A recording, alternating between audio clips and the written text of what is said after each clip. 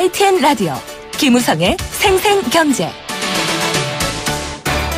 애청자 여러분 안녕하십니까. YTN 뉴스 FM 김우성 PD입니다. 비둘기와 매, 미국 금융정책의 성격을 설명할 때 인용하는 동물들이죠.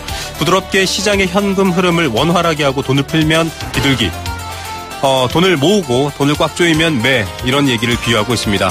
현지 시간 20일 열린 미 연준 매파의 성격을 드러냈다, 이런 평가가 나오고 있습니다. 현금 흡수, 자산 매각 방식인데요. 즉 푼 돈 이제 거두겠다, 이런 말입니다. 게다가 금리 인상 신호도 점점 세지고 있습니다.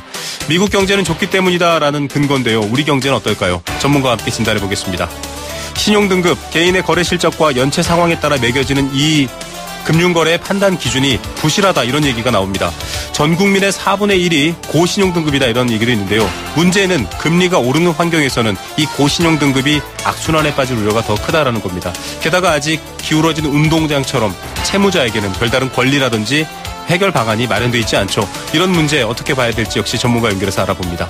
목요일 뉴스 경제 수업 시간, 기회일까 위기일까 논란에 쌓여있는 비트코인 문제 다시 한번 짚어봅니다.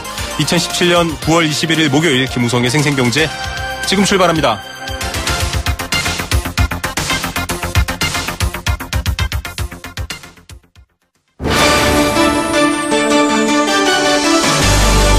YTN 라디오 김우성의 생생경제.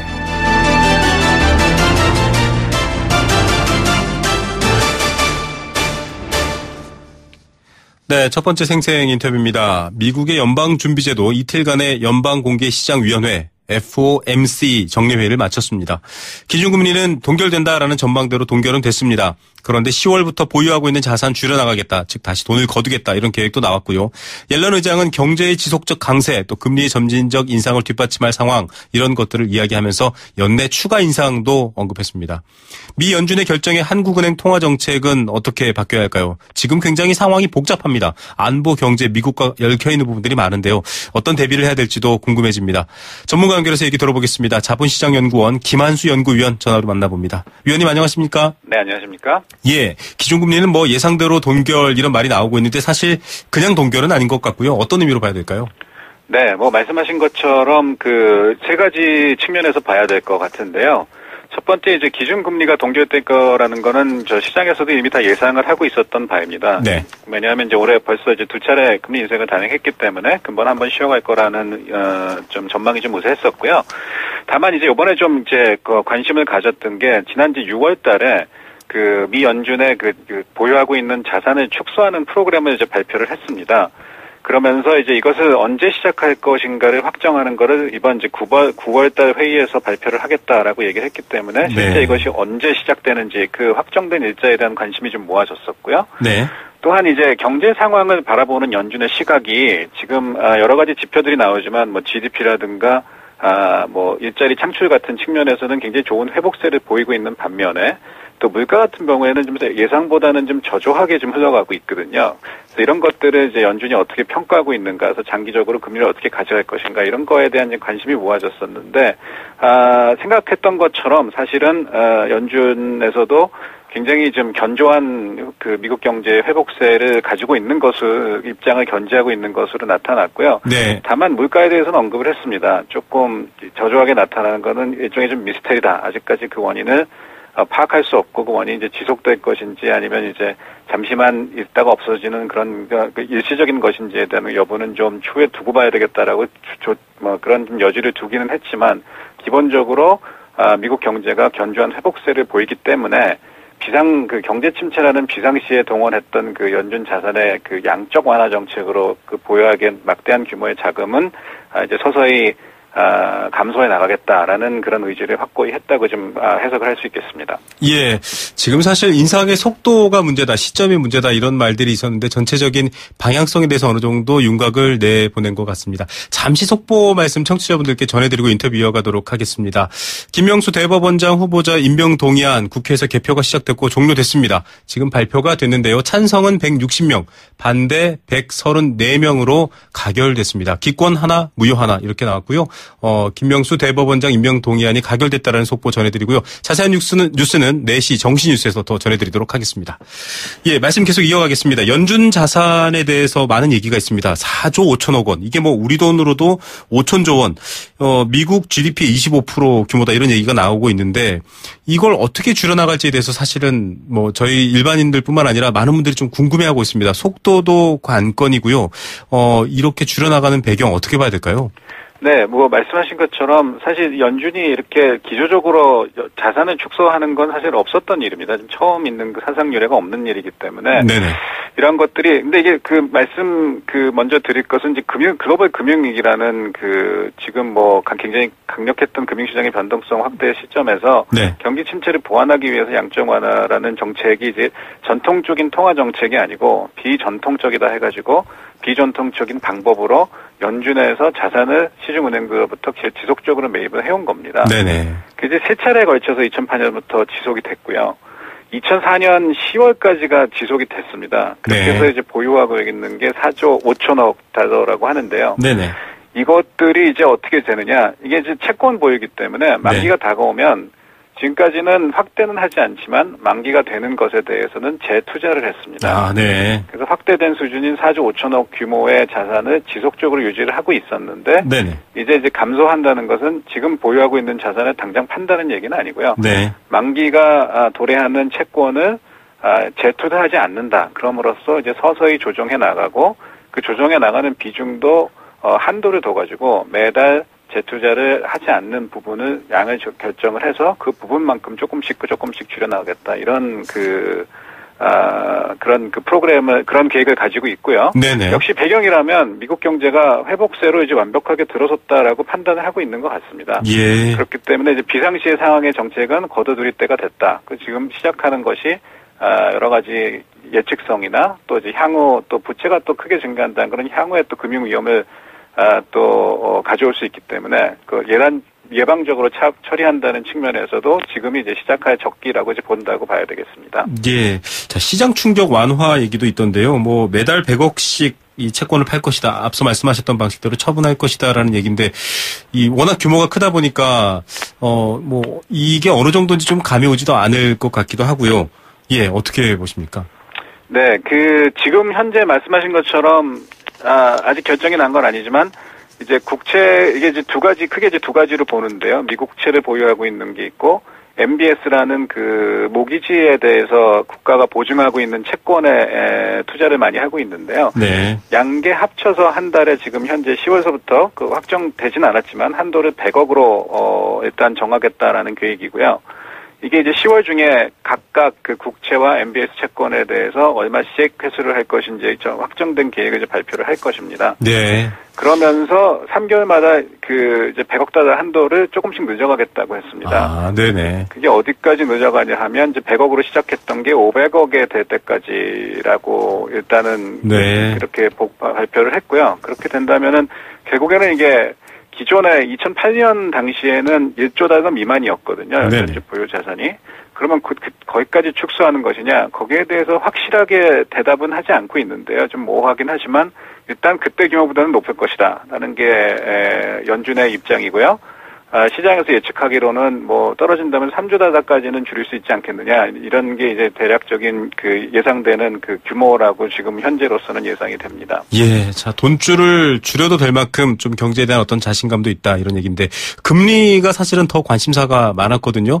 추가 금리 인상 연내 가능하다. 이런 말도 나왔다고 하는데 어떻게 보십니까? 네. 이번에 발표를 하면서 연준위원 16명인데 그중에 12명은 올해 최소 한 번 이상의 이제 기준금리 인상이 더 필요하다라고 이렇게 좀 전망을 했습니다. 일단 장기 경제 전망이 견전 회복세를 보이고 있다는 데는 대부분 동의를 하고 있기 때문에 네네. 사실상 아주 없을 그런 것은 아니고요. 지금 현재 시장에서 예측하는 거로 본다면은 반반 정도라고 생각이 되는데 그 이유 중에 하나는 기존에 말씀드린 것처럼 물가 상승이 좀 더디게 진행되고 있다고 했는데요. 네. 실제로 인플레이션에 대한 예측치도 좀 낮췄습니다. 그래서 거기에 대한 원인을 파악하겠다고 얘기는 했지만 올해 연말까지 그 원인의 파악이라든가 아니면 이제 금리 인상 속도가 다시 다시 빨라질 수 있는가 하는 부분은 좀 아직까지는 지금 어렵다고 보는 예상들이 많기 때문에 네. 많은 의원들이 기준금리 한 차례 더 인상할 필요성을 언급했음에도 불구하고 현재로서는 뭐 절반 전망 정도 아닌가 이렇게 좀 생각이 됩니다. 예, 계속 이게 뭐 확실하지 않은 상황이 이어지는 것 같습니다. 12월 이런 말도 나오지만 정확히는 사실은 여러 가지 가능성이 반반 열려있다 이렇게 봐야겠군요. 네, 그렇게 생각이 됩니다. 예. 자, 옐런 의장의 임기 얘기도 나오고 있습니다. 사실 지금 트럼프 대통령과 미묘한 차이로 사실은 여러 얘기들도 나오고 있는 상황인데 어떻게 봐야 될까요? 이 연준 의장의 자리라는 게 뭐 독립성 얘기도 있지만 굉장히 좀 독특하지 않습니까?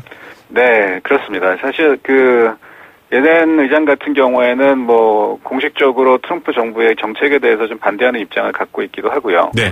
이런 측면에서 봤을 때 지금 현재 는 뭐 저도 언론 보도를 보고 이제 파악하는 거지만 높지는 않다. 다시 연임될 가능성이 높지는 않다라고 이제 얘기를 하고 있고 몇몇 이제 그 매체에서는 후보들에 대한 것들도 이제 나오고 있는데요. 네. 뭐 지금 현재 언급되고 있는 사람들은 글쎄 가장 이제 대표적으로 이제 언급되는 사람이 이제 게리콘 국가경제위원회 위원장이 되겠는데요.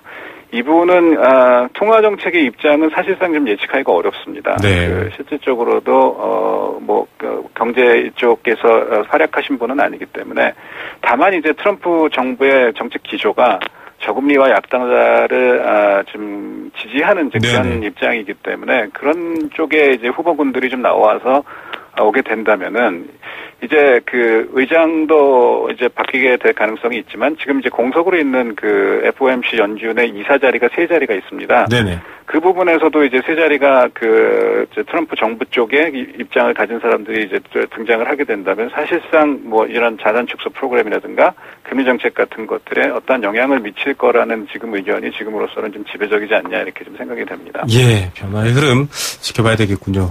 자, 걱정인 것은 사실 우리나라입니다. 지금 앞서 말씀하셨지만 금리 인상은 뭐 명확하게 오른다 아닌다 말할 수 없겠지만 워낙 한국의 금리 상황 또 부채 상황 여러 가지 상황들이 민감하기 때문인데요. 우리에게 좀 지금의 어떤 이 양적 완화 축소 같은 것들도 영향을 미칠까요? 어떻게 보십니까? 네, 사실 금리 역전 상황은 지금 현재 이제 같은 수준인데요. 역전이 이제 될 수도 있습니다. 12월에 만약에 인상이 되면. 네. 근데 과거에 이제 최근에 있었던 사례들을 보면 사실 역전이 됐다 그래서 뭐 즉각적으로 뭐 큰 금융시장의 요동을 쳤던 것은 아닙니다. 네. 뭐 실제적으로 이제 분석을 해봐도 금리차 내외 대외 금리차 때문에 무슨 외국인 투자 자금에 아주 결정적인 영향을 미치는 곳으로 나오지는 않고 있고요. 다만 이제 사실상 이제 글로벌 유동성이라는 게 이제 2008년 이후에는 이제 미국을 포함 선진국들이 대부분 이런 양적 완화 정책을 통해 가지고 좀 유동성을 이제 계속 유지를 해왔는데 네네. 이런 것들이 이제 미국이 시작을 하고 있고 이제 유럽에서도 사실상 이제 테이퍼링에 들어갔고. 네. 또 일본은 아직 뭐 하지 않고 있지만 사실상 이런 것들이 이제 좀 어떤 게 감소되는 반전되는 시점이 됐을 때는 어떠한 영향이 나타날지 뭐 일단 불확실성은 무조건 커져 있다고 볼 수가 있는 게 뭐 이런 상황이 없었기 때문에 이런 것들이 이제 됐을 때는 불확실성이 좀 굉장히 커질 것으로 좀 우려가 되고요. 그렇지만 이제 여러 번 경험을 했습니다. 미 연준도 기존의 3차 양적 완화를 하는 동안에 중간중간 이제 테이퍼링이라고 해서 양적 완화 매입 속도를 둔화하는 과정에서 굉장히 금융시장이 요동쳤던 그런 경험을 가지고 있거든요. 네. 그렇기 때문에 어떤 예상되는 변동 경로에 대해서 최대한 먼저 시그널을 좀 줄 것을 좀 주고 있고요. 네. 그 다음에 단기적인 반응을 자제할 수 있을 정도의 속도를 가져가자는 게 이제 기본적인 기조고 한국의 입장에서도 사실 우리도 글로벌 금융위기 이후에 거시안정성 체계를 상당히 강화를 했습니다. 네. 또한 이제 이런 상황이 이제 계속 나오면서 이제 지속적으로 모니터링을 면밀하게 하고 있기 때문에 큰 문제는 없을 것으로 예상이 되지만 뭐 당연히 뭐 저희가 계속 지속해서 유의해야 될 것은 이제 꼭 필요한 일인 것 같습니다. 예, 역시 시그널이라는 말, 뭐 여러 가지 발언도 포함해서요. 미리 시장에 충격 완화를 위한 정보를 흘리는 것들 이런 것들이 좀 있기도 하고 여러 준비도 있는데 그래도 뭐 금리 인상 얘기는 계속 나오고 있습니다. 뭐 한국은행 총재도 언급한 바가 있는데다가 지금 물가나 뭐 여러 가지 부채 상황은 어렵지만 물가나 여러 상황을 봤을 때 금리 올려야 되지 않을까 이런 말도 나오는데 국내 상황은 어떻게 전망하십니까? 네, 제가 이제 개인적으로 보기에는 요번에 나온 FOMC의 보유자산 축소 결정은 이미 예상되어 있던 거고, 네. 이것이 뭐 크다란 변동성을 가지고 온 것은 아니기 때문에, 지금 이것으로 인해서 지금 한국은행이 금리 인상을 하려고 했던 스케줄을 크게 변화시키지 않을 것으로 예상이 됩니다. 네. 또 실제 국내 경제 상황을 봐도 그런데요. 사실상 소비 투자 같은 건 아직까지 좀 굉장히 위축이 되어 있는 상황이고 네. 또 이제 여러 번 지적이 됐지만 물가도 이제 근원 물가는 좀 낮은 수준을 유지하고 있습니다. 네네. 때문에 이제 수요 측면에서 물가 상승 요인이 그렇게 크지 않기 때문에 이런 걸로 인해서 좀 조기에 금리 인상을 연준자산 축소 때문에 오된다는 것은 조금 그렇게 예상하기는 좀 어렵지 않겠나 보여집니다. 네. 여러 가지 상황에 대한 부분들 저희도 또 계속 점검하고 알려드리도록 하겠습니다. 위원님 오늘 말씀 감사드립니다. 네, 감사합니다. 네, 자본시장연구원 김한수 연구위원이었습니다. YTN 라디오 김우성의 생생경제. 함께 느끼는 우리 경제 공감사전입니다. 인터뷰 또 경제 이야기 뿐만 아니라 여러 가지 이야기들 여러분들이 의견 보내주시면 생생경제 방송 프로그램으로 만들어집니다. 의견 많이 보내주시고요. 단문 50원, 장문 100원의 정보 이용료 부과됩니다. 샵 0945번 문자로 참여할 수 있습니다. 참여해 주시면 추첨을 통해서 도심 속 꿈의 놀이터 일산 원마운트에서 워터파크 스노우파크 이용권 드립니다. 오늘의 공감사전 주제는 FOMC입니다. 연방공개시장위원회입니다. 미국의 중앙은행 제도인 연방준비제도 FRS라고 하는데요. 여기에 연방준비제도 이사회 FRB의 통화금리 정책을 결정하는 기구입니다. 좀 복잡해 보이지만 한국은행도 한국은행이 있고 또 금융통화위원회가 있습니다. 여러 가지 이런 독립적인 의사결정 구조가 있는데 현재 자넷 옐런 연방준비제도 의장을 비롯한 7인의 이사회 멤버와 공개시장 조작을 집행하는 뉴욕 연준 총재, 지방연방은행 총재 등 12명의 위원이 있습니다. 1년에 8번 회의를 합니다. 미국 경제에 대한 평가, 통화 공급량, 금리 이런 것들을 결정하고 있습니다. 이 FOMC 연방공개시장위원회에서는 공개시장 조작 방침을 결정하고 그 집행은 뉴욕 연방은행이 시행하게 됩니다. 이렇게 회의록을 공개를 하면서 지금 여러 가지 시그널을 미리 준다라는 게 바로 충격에 대한 완화 때문이기도 하고요. 미국의 경제, 특히 한국도 밀접하게 연관되어 있는 데다가 전 세계 기축통화죠. 달러의 움직임과도 아주 밀접하기 때문에 많은 분들이 관심을 갖고 지켜보고 있습니다. 우리 경제에 대한 부분도 밀접하게 봐야겠죠. FOMC 회의 종종 뉴스에 나옵니다만 애청자 여러분들은 어떤 생각 드십니까? 여러분들의 의견도 기다립니다.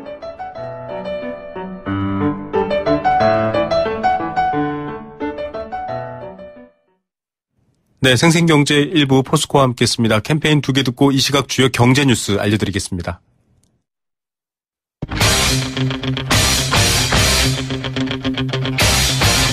지금 가장 뜨거운 경제 소식. 경제 톱 뉴스. 네, 현재 시각 3시 29분 30초 향해 가고 있습니다. 이 시각 주요 경제 뉴스입니다. 비즈니스워치 김춘동 기자 연결하겠습니다. 안녕하십니까? 네, 안녕하세요. 예, 앞서 인터뷰도 저희가 했었는데 결국 미국이 돈을 걷어들이기 시작했네요. 네, 미국의 중앙은행인 연방준비제도가 이 통화정책을 결정하는 연방공개시장위원회를 지난 이틀간 열었는데 다음 달부터 4조 5천억 달러, 우리 돈으로 5,100조 원에 달하는 이 보유자산을 이제 조금씩 줄여나가기로 했습니다. 연준은 글로벌 금융위기 당시 침체된 경기를 살리기 위해서 시중에서 채권을 사들이는 방식으로 직접 돈을 풀었는데 2014년부터는 새로운 채권은 매입하진 않았고요. 만기가 돌아오는 채권을 재투자하는 방식으로 좀 자산 규모를 그대로 유지하고 있었습니다. 근데 다음 달부터 이 채권을 매달 100억 달러 정도씩 줄이기로 한 건데 그러면 이제 시장에 풀린 돈을 걷어들이면서 유동성을 좀 조이는 효과가 나타나게 됩니다. 예, 앞서도 인터뷰에 들었지만 이런 흐름들 속에서 금리 인상은 아직 좀 지켜봐야 될 상황인 것 같습니다. 자, 취약차주 아무래도 여러 가지 문제가 있을 텐데 이 취약차주의 부채 규모가 80조 원을 넘어섰다 이런 뉴스도 있네요. 네, 취약차주는 여러 금융회사에서 돈을 빌렸는데 소득이 좀 적고 신용등급도 낮아서 이 대출금리가 오르면 부실 위험이 높은 차주를 말합니다. 한국은행에 따르면 올해 상반기만 현재 이런 취약차주의 부채 규모가 80조 4천억 원에 달하는 것으로 집계가 됐습니다. 6개월 전과 비교하면 1조 9천억 원이 늘어난 건데 전체 가계대출이 6.1%에 해당하는 규모입니다. 취약차주는 이 대출금리가 올라갈수록 그만큼 이자 부담이 늘어서 이 돈을 갚지 못할 가능성도 그만큼 좀 커지게 되는 겁니다. 예, 대출을 갚지 못해서 채무 불이행자 되면 신용을 회복하기가 어려운 분들 많다고 하는데 어떻습니까? 네, 역시 한국은행 자료인데요. 한국은행이 2014년에 신규로 예전에 그 신용불량자죠. 채무불이행자가 된 39만 7천 명을 대상으로 올해 6월 말까지 신용회복 이력을 좀 조사를 했습니다. 네. 그랬더니 신용을 회복한 차주가 전체의 48.7%에 그쳐서 절반에도 못 미쳤습니다. 신용을 회복한 차주 가운데서 68% 정도는 채무 변제로 20% 정도는 채무 조정 제도 덕분에 좀 신용을 회복한 것으로 나타났는데 이 회복 기간을 보니까 이 채무 불이행 발생 1년 내가 60.5%로 가장 많았고요. 네. 1, 2년이 21.8% 등이었는데 3% 이상은 2.3%에 그쳐서 이 채무 불이행 발생 3년이 넘게 지나면 신용 회복 자체가 좀 거의 불가능한 것으로 나타났습니다. 예, 나빠지면 좋아질 수 있어야 되는데 그렇지 못한다면 정말 악순환이겠죠.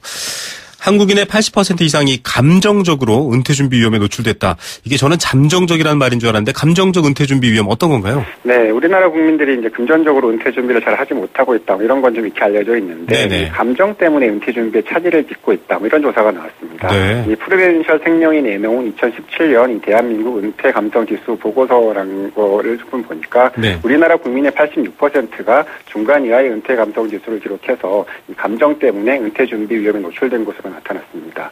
이 지수는 이 은퇴 시기에 사람들에게 발생하는 이 행동학적 리스크 또 금융 결정에 영향을 미치는 감정적 요인을 분석해서 개발한 지수라고 하는데 지수가 높을수록 이 노후를 위한 금융 결정을 내릴 때 감정의 영향을 덜 받고 낮을수록 이 영향을 많이 받아서 리스크가 커진다는 그런 뜻이라고 합니다. 예, 좀 돈 문제니까 이성적이어야 할 텐데 감정으로 인한 은퇴 준비 위험 어떤 것들이 있나요?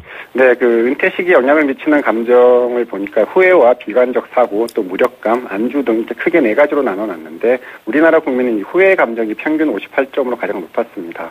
상당수가 이 과거 실패에 대한 경험과 후회 때문에 미래에 도움이 될 수 있는 투자 결정을 좀 회피한다는 뜻이고요. 비관적 사고와 무력감이 그 뒤를 이었는데 불확실한 미래에 대한 두려움 때문에 비관적 사고를 하게 되고 이 금융 투자를 비롯해서 어떤 행동도 하지 않고 망설이거나 또 이 차일피일 미루는 무력해하는 경우가 그만큼 많다는 겁니다. 예, 참 안타까운 얘기입니다. 보험료를 받지 않으면 보험료를 깎아주는 제도도 있다고요? 네, 금융감독원이 그 알아두면 유익한 보험료 할인 특약을 좀 안내를 했는데 보험에 들었는데 아무 일도 없는 이 무사고자 할인 특약이 좀 대표적입니다. 이 무사고자 할인 특약은 실손의료보험과 자동차보험 등에 적용이 되는데요.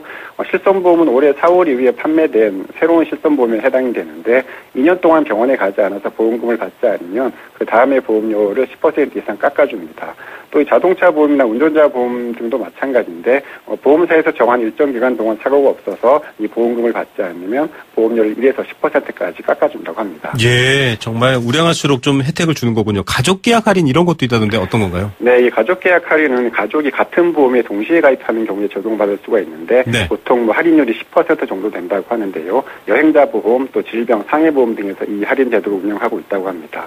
또 이 종신보험과 정기보험 같은 경우에는 이 보험 가입 금액이 사망보험금 1억 원 이상 등으로 고액인 경우에 가입 금액에 따라서 최대 20%까지 보험료를 깎아주고 이 종신보험 같은 경우에는 보험료를 자동 이체하면 보험료의 1% 정도를 좀 할인해 준다고 합니다. 네, 오늘 수는 여기까지 듣겠습니다. 감사합니다. 네, 감사합니다. 비즈니스워치 김춘동 기자였습니다.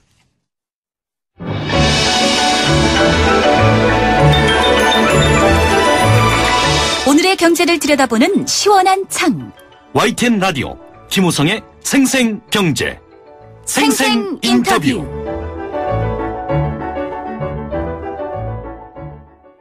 네, 두 번째 생생 인터뷰입니다. 여러분께 금융 관련 인터뷰 보내드릴 때마다 금융은 정말 서민의 편이 아닌 것 같다 이런 생각도 들긴 하는데요. 은행은 기업으로서의 생존 또 국가에서의 위치 중요합니다만 이런 상황에서 서민들이 위기에 직면했을 때 오로지 그 위기는 서민만 떠안는 상황이 많이 일어나고 있습니다.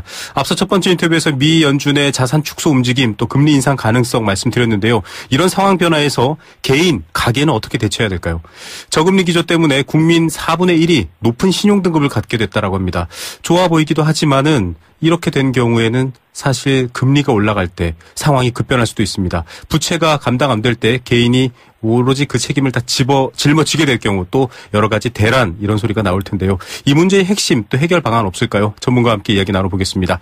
금융정의연대 운영위원이시죠. 가계부채 전문가입니다. 법무법인 정명의 이현욱 변호사 전화로 연결합니다. 변호사님 안녕하십니까? 예, 안녕하세요. 예, 참 오랜 세월 변호사님 이런 분야에서 또 많이 활동하시고 여러 가지 목소리를 내주셨는데요. 신용 등급이 높다. 일단 좀 좋아 보이기도 하는데 이 신용 등급이 국민 넷 중에 하나가 지금 높다고 하거든요. 어떤 상황으로 저희가 봐야 할까요? 예, 사실 신용 등급이 높으면 저리로 자금을 조달할 수 있으니까 네. 살림이 많이 보탬이 되죠. 네네. 예. 그래서 뭐 신용 등급이 높다는 것 자체는 뭐 저희는 긍정적으로 사실은 보죠. 네. 예. 이게 신용등급이 높다고 해서 뭐 경제적인 상황, 개인이든 가게든 기업이든 그게 좋다라는 건 아니라고 봐야겠죠? 제대로 평가하면 신용등급이 높다는 것은, 나중에 이제 빚을 잘 상환할 수 있다, 이런 뜻이겠죠. 네. 자, 빚을 상환한 것과, 그 기준으로서 높다 이런 얘기인데. 예. 네네. 신용등급이 충분하지 않은 분들 이야기도 저희가 종종 하는데, 이 신용등급의 의미를 좀 잘 알아야 될 것 같습니다. 어떻게 매기는 건가요? 그리고 좀 떨어질 수도 있다 이렇게 보던데 어떻습니까? 네, 신용등급이라는 거는 이제 금융을 이용하는 데 있어서 자기의 그런 어떤 신용도를 평가할 수 있는 점수라고 말씀드릴 수 있겠습니다. 네네. 개인의 그런, 크레딧 스코어라고 할까요? 그래서 네. 크레딧 스코어 시스템을 신용등급 시스템이다. 이렇게 보통 얘기할 수 있고요. 네네. 그런 것을 담당하는 신용등급을 이렇게 매기는 것을 전문으로 담당하는 회사들이 이제 신용평가 회사죠. 네. 개인의 경우에도 이제 크레딧 뷰로라고 해가지고 네네. 개인 신용등급, 개인 신용평가를 전문하는 그런 회사들이 있습니다. 예, 그래서 우리나라에도 그런 활동을 하는 회사들이 있고요. 그래서 그런 회사에서 이제 신용등급을 매겨가지고 그거를 이제 기본으로 해서 은행에서 이제 활용을 하는 것이죠. 우리 네. 금융을 이제 이 대출을 해도 좋을지 판단할 때 그 신용 등급에 따라서 신용 등급이 좋은 분들한테는 좀 쉽게 대출이 나가는 거고 네. 금리도 좀 싸게 나가는 것이죠. 네. 그래서 크게는 이제 신용 등급을 매기는 기초가 되는 것은 신용정보가 되겠죠. 신용정보는 우량 신용정보와 불량 신용정보 크게 나눌 수 있는데요. 불량 네네. 신용정보는 연체정보라든지 이런 것이 되는 거고, 네. 예, 우량 신용정보라는 것은 이제 빚을 잘 갚았다는 증명이겠죠. 네. 예. 특히 우리나라 분들 이 집 관련해서는 빚지는 경우가 없어서 그런지 연체율, 특히 주택담보대출 연체율은 굉장히 낮다 이런 얘기도 나오던데요. 오히려 은행이 너무 고신용자한테 쏠려서 대출 규모가 늘어난다 이런 지적도 있는데 문제로 봐야 될까요? 어떻습니까? 은행은 이제 금융사업자니까 네. 열심히 돈을 빌려줘가지고 자기 네. 수익을 얻어야 되겠죠. 그거 자체를 비난하기는 굉장히 어려운 건데요. 네네. 다만 이제 은행이 무분별하게 대출을 함으로써 나중에 또 은행이 부실해진다거나 네. 또 불필요한 대출을 통해 가지고 금융 소비자한테 피해를 입힌다거나 이런 것을 이제 막아야 돼요. 네. 자, 정당 더불어민주당에서 가계부채 대책 관련한 여러 대책들도 세우고 있는데 문제는 앞서 저희도 인터뷰를 했지만 금리가 오를 것이다 이런 전망이 조금 더 가시화됐습니다. 미 연준도 매파적 성격을 띠고 있다 이렇게 나오고 있고 한국은행 총재도 그런 발언을 했고요. 결국 금리가 오르면 이 신용등급이 아무리 좋아도 이자가 더 많아지지 않습니까? 문제가 생길 수 있다 이런 목소리 있던데 어떻게 보십니까? 그러니까 금리가 떨어질 때보다는 금리가 오를 때 훨씬 고통스러운 겁니다. 네. 금리가 오를 때는 사실은 이제 급격하게 부도가 증가할 수가 있죠. 개인의 경우에도 상환 부담이 급격하게 증가할 수가 있거든요. 네. 우리나라가 역사 이래 가장 저금리 시대를 지금 오랫동안 해왔기 때문에 네네. 이 저금리에 굉장히 사람들이 익숙해져 있을 수가 있습니다. 그런데 사실은 이게 그렇게 저금리도 오래 가는 것이 하나 정상이라고 볼 수는 없고 네. 경제 상황의 변화에 따라 금리가 오르게 되는데요. 특히 물가가 오르거나 이럴 때는 금리를 올려서 또 물가를 또 맞춰야 되기 때문에 네네. 최근에 또 물가가 많이 올랐다. 맞습니다. 이런 얘기도 많이 하시고 그래서 아마 또 미국의 그런 내용을 볼 때 금리를 올릴 수밖에 없는 상황으로 지금 가고 있다 이렇게 봐야 될 것 같고요. 네. 올릴 때 사실은 많은 사람들이 또 고통을 겪게 되죠. 네. 그러니까 지금 2% 정도가 안 되는 1점 몇 % 기준금리에서 이걸 올리게 되면 2%만 올려도 거의 2배가 되지 않겠습니까? 맞습니다. 그런 식으로 되면 금리가 이제 지금 부담하는 이자 부담이 2배로 늘어날 수가 있게 되는 건데. 네. 그러면 서민들이 금리는 더 급격하게 오를 수가 있고요. 이렇게 생각해 보면 미리 이제 금리가 오를 것을 대비해서 지금부터 자기 어떤 상환 능력을 한번 점검해 보실 필요가 있다 이런 생각이 들고요. 네. 은행의 경우에도 사실은 금리가 오를 것 같을 때 은행은 선제적으로 또 가상금리를 많이 올립니다. 맞습니다. 우리는 금융계약이 보면 특히 대출계약에서 너무 은행이 마음대로 할 수 있게 해놓고 있습니다. 그러니까 그 채권자의 지위를 마음껏 누리도록 해놓고 있죠. 그래서 네네. 금리도 뭐 경기 상황이 변하면 쉽게 올릴 수 있게 돼 있고, 네네. 가상금리도 뭐 쉽게 또 다시 설정해서 적용할 수 있게 돼 있고, 소비자는 그거에 대해서 어떤 결정권이 거의 없는 거죠. 소비자한테는 네. 아니 뭐 싫으면 갚으면 될 거 아니냐 이런 식으로 맞습니다. 얘기하는데 네.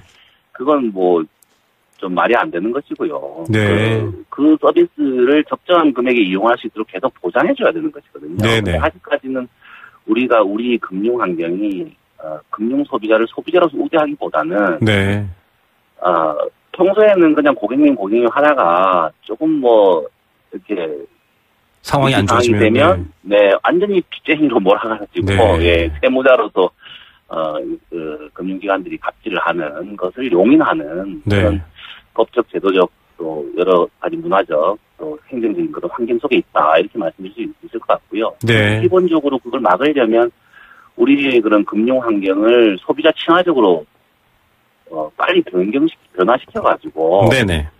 그게 뭐 이렇게 금리가 대외 환경에 변해서 금리가 오르더라도 그 책임을 모두 소비자에게 전가하거나 이런 것들을 못하게 해야죠. 예. 제도적으로 법적으로 보장해 줘야 됩니다. 그래서 금리를 뭐 일방적으로 막 올리거나 이런 것들을 못하게 막고 네. 소비자한테도 협의권을 주고 만약에 서로 의견이 다르면 뭐 제3자가 결정할 수 있게 하는 네. 뭐 구축해야 되고 우리나라 금융 감독이 보면은 소비자 보호를 말로만 하지 실제로는 잘 하지 않습니다. 네네. 지금 얘기만 들어도 많은 분들이 아니 금리는 뭐 은행이 결정하는 거지 내가 이런 생각하겠지만 지금 이현욱 변호사께서 이런 분야로 오래 활동하셨는데 얘기하신 것처럼 이런 급변한 상황에서는 사실 계약 당사자인 돈을 빌려준 은행과 빌려간 개인이 협의를 해서 좀 상의할 필요가 있다 이런 말씀이신 거잖아요. 물론이죠. 그 서비스 피니까요. 네. 금융 우리가 대출해서 내는 이자라는 거는 그 금융 그 대부 서비스를 이용한 것에 대한 우리가 수수료를 내는 그런 서비스료, 네.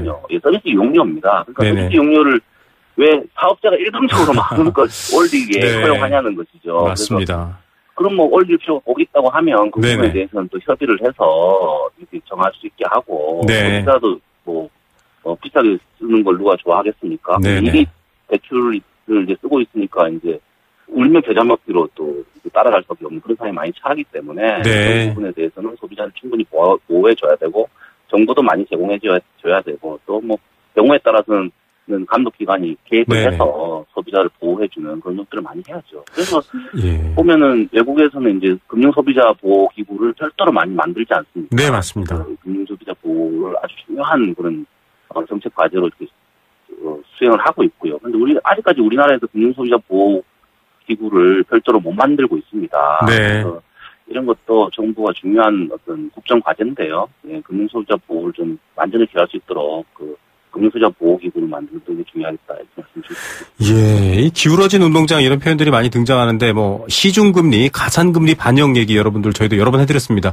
기침만 해도 여기선 뭐 독감 주사를 맞는 이런 경우인데 지금 이 고신용 등급자가 전체 국민의 4분의 1이다 이런 얘기가 나왔지만은 이런 식이라면 조금만 연체를 해도 신용 등급이 하락하고 다시 이자율은 비싼 이자를 물어야 되고 계속 악순환에 빠져들 수 있다 이런 우려도 나오는데요. 지금 변호사님 지적해 주신 바로 가면 은행이 일방적으로 결정하면 그렇게 될 가능성이 더 크겠네요. 네, 그렇습니다. 예, 사실 신용 등급도 은행이 일방적으로 결정하기 때문에요. 네. 네. 갑자기 어느 순간에 뭐 신용 등급을 또 하락시킬 수도 있죠. 네네. 그리고 또 가상금리도 또 정할 수가 있고 뭐 금리 자체를 올릴 수가 있는데 이런 여러 가지 조치들을 은행이 일방적으로 하고 소비자는 사실은 별다른 함대도 못하는 그런 네. 구조가 지금 문제인 것이고요. 예. 그래서 이제 소비자를 보호할 수 있는 장치들을 굉장히 좀 튼튼하게 만들어야 된다. 네. 참 신선하게 들릴 정도입니다. 지금 청취자분들도 아니 금리랑 신용등급을 내가 협의를 할 수 있다고라고 생각하겠지만 권리를 찾자라는 얘기인데 결국 변호사님 이걸 뭐 은행과 소비자가 알아서 해라 이러면 잘 안 될 것 같고요. 결국 좀 잘 안 되죠. 국가나 제도, 입법이 만들어져야 되지 않을까요? 어떻습니까? 네, 그렇죠. 국가가 이제 그 보호 장치들을 잘 만들고 금융소비자 보호법 이런 법이 사실 필요한 거죠. 네.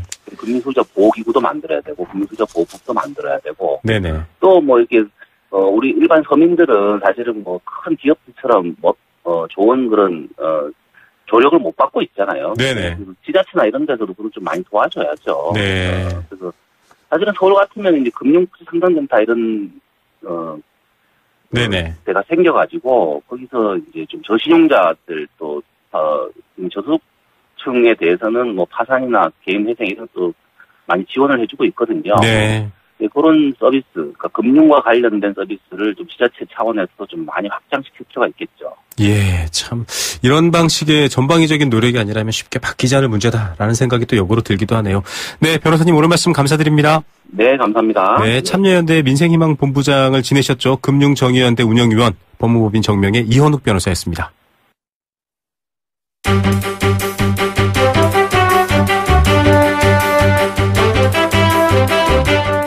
경제를 아는 힘, 홍영만의 뉴스 경제 수업. 네, 이슈 바쁘게 따라가지만 좀 제대로 그 내용을 알고 파악하지 않는다면 또 공허한 알미 될 수도 있습니다. 그런 것들을 좀 도와줄 수 있는 시간 바로 홍영만의 뉴스 경제 수업입니다. 오늘은 비트코인 얘기해 볼 텐데요. 서울여대 경제학부 홍영만 교수 연결합니다. 교수님 안녕하십니까? 네, 안녕하세요. 비트코인 얘기가 한동안 신문에도 계속 나오고 지금도 뜨겁습니다. 이게 네. 돈이냐 아니냐, 이게 뭐 주식이냐 상품이냐 계속 논란이 많은데 어떻게 네. 봐야 할까요? 네, 우선 결론만 먼저 말씀을 드리면 경제학계에서는 화폐가 아니라는 의견이 지배적입니다. 네. 그런데 비트코인도 사고 팔고 뭐 심지어는 범인들이 대가로 요구하기도 하거든요. 네. 뭐 화폐의 기능은 다 하는데 이렇게 생각하실 수 있을 것 같아요. 네, 참 좋은 지적이신데요. 이제 화폐는 그런 교환 기능 이외에도 두 가지 기능을 더 보유해야 되거든요. 네. 예를 들어 보면은 우리가 이제 10,000원권을 쓰고 있는데 10,000원권을 이용해서 거래를 하죠. 그렇지만 이제 옷값 같은 거 거기에 더해가지고 이제 옷값 같은 거를 10,000원 단위로 또 표시를 하지 않습니까? 네. 그리고 또 우리가 여윳돈이 있으면 10,000원을 지갑에다가 보관해서 갖고 다니잖아요. 네. 이런 세 기능을 다 할 때 비로소 이제 화폐가 되는 거죠. 네. 그런데 이제 비트코인은 일부 지금 말씀하신 대로 거래에는 쓰이지만 가격이 안정돼 있지 않아가지고 이게 화폐 물건 값을 매기거나 아니면 구매력을 저장하는 기능을 못 한다는 겁니다. 예. 자, 이 비트코인이 워낙 가변성, 변동성이 많아서 그렇다 지금 말씀해 주셨는데 이런 부분 때문에 화폐가 되게 어렵다라고 하는데 어느 정도 심한 건가요? 지금 이제 이게 비트코인이랑 비슷하게 우리가 지금까지 화폐에 버금간다고 생각한 게 금이지 않습니까? 네, 맞습니다. 근데 이제 이게 금하고 비교해 봤을 때도 가격 변동성이 7배에 달합니다. 네. 그래서 이제 구체적으로 말씀을 드리면 2009년에 이 비트코인이 처음 거래가 이루어졌는데 그 당시에는 지금으로선 상상이 안 되는 돈인데 60원이었어요. 60원이요. 네네. 어마어마하게 올랐네요, 지금. 네. 그랬다가 이제 2013년에 150만 원 갔다가 2014년에는 60만 원으로 또 반토막이 났다가 올해 초에는 또 600만 원까지 갔다가 이제 사상 최고였죠, 이게. 네네. 그랬다 최근에 이제 440만 원대로 떨어진 상황이거든요. 네. 이러니까 이게 화폐로 사용하기에 참 적합치 않다 이런 얘기가 나오는 겁니다. 예. 이 이름을 처음에 누가 붙였는지 모르겠습니다. 가상화폐 이러다 보니까 다들 화폐 네. 고정관념을 갖고서 볼 수밖에 없어서 그런데 역시 중앙은행들도 이거 화폐로 인정하기는 어렵다 이런 입장이죠. 네, 그렇습니다. 우리 이제 한국은행 같은 데도 이제 공식적인 의견을 내놓고 있지는 않아서 이제 우리가 지금 알 수는 없지만요. 네네. 엊그제 그 한국은행의 결제국장이라는 분이 그 시내 한 강연에서 비트코인은 화폐가 아니다. 그리고 희귀 상품에 불과하다 이렇게 네. 말을 하셨거든요. 그걸로 봐서 한국은행도 아마 화폐로 인정하지 않으려는 분위기가 있다고 그렇게 추측이 되고요. 네. 그리고 이제 심지어 그분은 비트코인이 가상화폐가 아니라 가상 골동품 정도다. 뭐 이렇게 말씀을 네. 하시면서 기존 화폐를 대신할 가능성은 거의 없다. 이렇게 잘라서 말했거든요. 예. 그걸로 봐도 이거는 화폐라고 보기에는 좀 어려울 것 같습니다. 예, 중앙은행이 어떤 시각을 좀 보여주는데 뭐 나라에 따라 좀 다릅니다. 자산가치 인정하는 곳도 있긴 하지만 네. 이 비트코인이 블록체인이지 않습니까? 뭐 전 세계인이 공유하는 장부 이런 개념일 텐데 네. 외국 중앙은행들은 좀 관심 보이기도 하고요. 네, 외국에 이제 좀 앞서 나가는 이제 중앙은행이라고 하는 데인데 이제 특히 스웨덴 같은 경우에 이제 앞으로 4, 5년 내에 그 발행 여부를 결정할 예정이다 이렇게 알려주고는 있습니다만은 네. 제가 앞에서 말씀드린 것처럼 이게 세계적인 경제학자들이 화폐성을 인정하지 않고 있는 상황에서 원래 중앙은행이라는 게 굉장히 보수적이거든요. 그렇죠. 예, 그런 보수적인 중앙은행이 비트코인 같은 가상화폐를 발행한다 이거는 좀 쉽지 않을 거로 보여집니다. 예, 사실 뭐 스웨덴이 워낙 이 동전 없는 이 지폐 없는 사회까지 그렇죠. 추구하다 예. 보니까 좀 이런 분위기일 텐데 비트코인 아직도 잘 모르시는 분들이 있는데요. 이게 뭐 채굴해서 뭐 어떻게 쓰는지 모르시는 분들이 있는데 어떤 네. 형태인가요? 이제 기본적으로 이게 채굴이란 말이 이제 생성이란 말이랑 똑같은데요. 네. 인터넷을 통해서 우리가 이제 상거래를 하게 되면 거래 대금을 줘야 되지 않습니까? 네네. 그럴 때 이제 비트코인을 보내는데 네. 이 거래 내용이 이메일 형태로 가게 됩니다. 아, 그래서 이제 전체 사용자 그 이메일이 내용이 전자 암호로 바뀌어가지고 전체 사용자들이 공유하게 되는 거거든요. 네네. 예, 이렇게 이제 암호화된 거래 내용을 푸는 사람한테 일종의 상금으로 비트코인을 주게 되는 거예요. 네. 그러니까 이때 이제 비트코인이 새로 발행되는 거죠. 예, 참 이렇게 들어도 이게 무슨 말이야 하시는 분들도 있을 것 같고요. 그런데 네. 이게 제한돼 있다. 그러니까 양 총량이 한정돼 있다 이런 말이 있더라고요. 네, 그렇습니다. 이게 비트코인은 이게 이제 전자 형태로만 존재를 하고 있기 때문에 비트코인 협약이 있습니다. 네. 그래서 이 협약이 이제 2008년인가 맺어져 있는데 그 협약에 의하면 2,100만 개까지만 발행할 수 있어요. 네. 2,100만 개요. 그런데 지금까지는 1,600만 개가 발행이 됐으니까 이제 앞으로 한 500만 개 정도만 더 발행이 되면 일단 이 협약에 의한 비트코인 발행은 끝나게 되는 거죠. 네. 그래서 이제 이렇게 공급이 제한된다고 그러니까 아마 최근에 그렇게 가격이 오르는 거 아닌가 이렇게 생각이 듭니다. 예, 최근에 좀 뭐랄까요 이런 것들을 흉내낸 가상 유사수신 이런 것도 생겼고요. 네. 좀 열풍이 너무 과하다 싶기도 한데 이거 어떻게 봐야 될까요? 과하죠. 저는 개인적으로 봐서 이게 그 합리적인 개인들이라면은 투자를 하지 않는 게 현명하다고 생각이 되고요. 이거는 정부가 인정해준 그런 화폐도 아니고, 말 그대로 어떤 투기성을 가진 상품에 불과하기 때문에 좀 조심해야 될 거라고 생각이 됩니다. 예. 자, 비트코인에 대해서 최근 정부는 어떤 틀을 마련할지 좀 고심한다 이런 얘기도 나오고 저희도 이제 비트코인 창업자, 거래소 창업자를 불러서 얘기도 들어봤는데 아직도 좀 애매해요. 어떻게 입장을 좀 정리해야 될까요? 저는 그 투자자를 보호한다는 명분으로 이제 정부가 어떤 형태로도 개입을 하려고 하는 것 같은데요. 이거는 저는 바람직하지 않은 결과를 초래할 수 있다고 저는 봅니다. 왜냐하면 한국은행도 이게 화폐로 인정하지 않고 단순히 희귀한 상품에 불과하다고 한 비트코인을 정부가 어떤 형태로든 규제를 한다고 하면 오히려 그 비트코인의 존재를 인정하는 꼴이 돼서 말이죠. 네. 투기 세력을 더 불러들일 수도 있다고 봅니다. 네. 그래서 비트코인은 그냥 화폐가 아니다. 그러니까 이러저러한 이유로 오르는 거니까 투자에 유의해라 하는 정도의 소비자 보호 차원의 캠페인 이걸로 좀 충분하지 않을까. 그러니까 정부가 발을 일단 들여놓게 되면 네. 그다음부터 오히려 정부가 끌려가는 꼴이 되지 않을까 하는 네네. 거를 저는 염려하는 겁니다. 예, 국가 또 독립적인 중앙은행이 좀 더 신중할 필요도 있을 것 같습니다. 교수님 네. 오늘 말씀 감사드립니다. 네, 고맙습니다. 네, 서울여대 경제학과 홍영만 교수였습니다.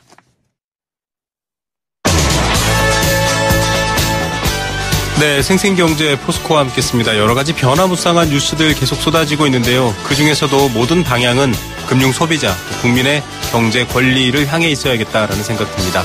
저희는 그런 얘기들 담아서 내일 오후 3시 10분에 또 찾아오겠습니다. 김우성의 생생경제였습니다.